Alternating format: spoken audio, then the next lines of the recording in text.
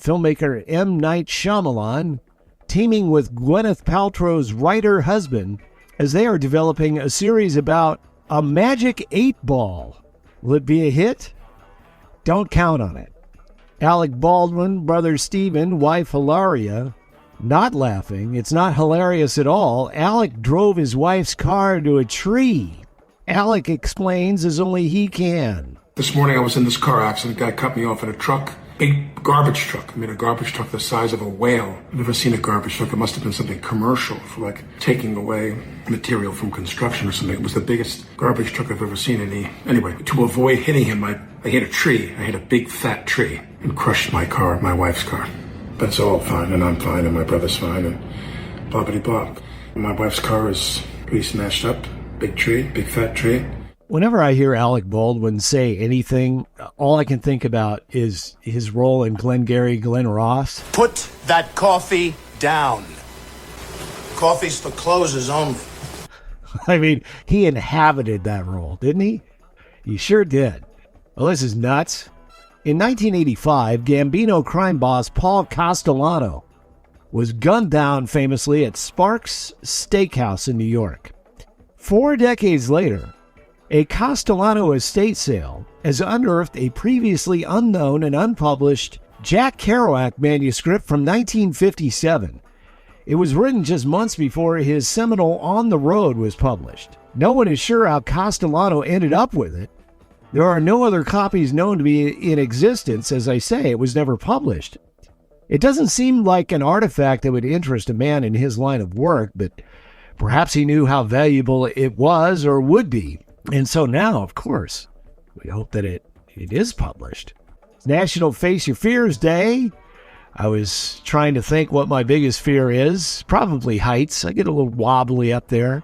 I don't know if in a past life I fell off a barn or something, but I get a little freaked out by ladders and being up on a roof. Maybe I'm just afraid of cleaning the gutters. It's also National Be Bald, Be Free Day, and now all my fears are coming back. When I was a kid, I knew that my dad had started going bald when he was in high school, and I was absolutely 100% convinced that it would also happen to me. So every time I had so much as a hair in my hand, I would go, oh, I'm going bald.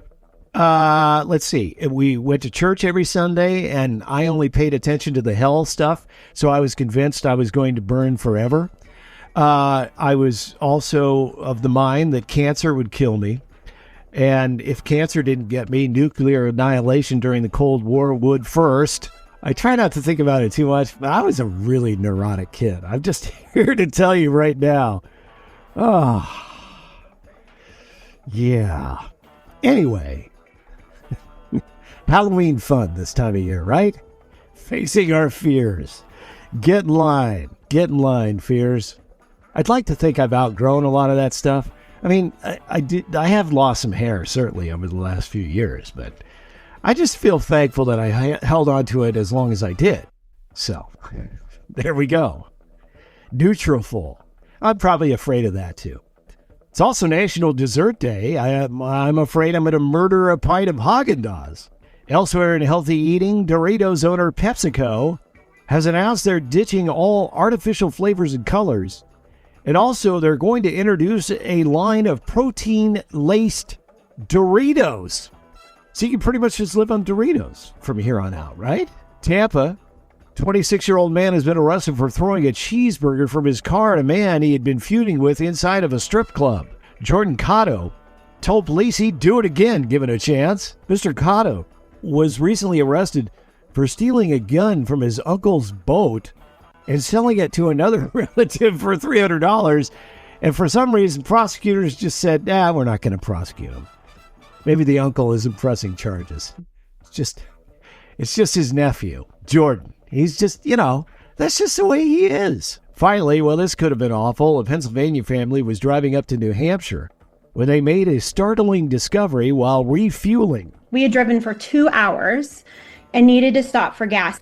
My husband gets out of the car and is like, the cat is on the roof. And we're like, what do we do? We're already so far into the trip. We have a long way to go to get to New Hampshire. My husband says, well, he's just going to have to come with us. And he had such a good time and a great adventure. So I actually did videos and pictures everywhere we went of him. Yep, Ray Ray the cat stowed away on their luggage on top of the vehicle for 100 miles before being brought into the car after his discovery. And as you heard, Ray Ray ended up having a really good time. There's no question that Herbie and Ranger would not have done well in the car, and they would have thrown up everywhere, which they do even when they're not in any sort of motion.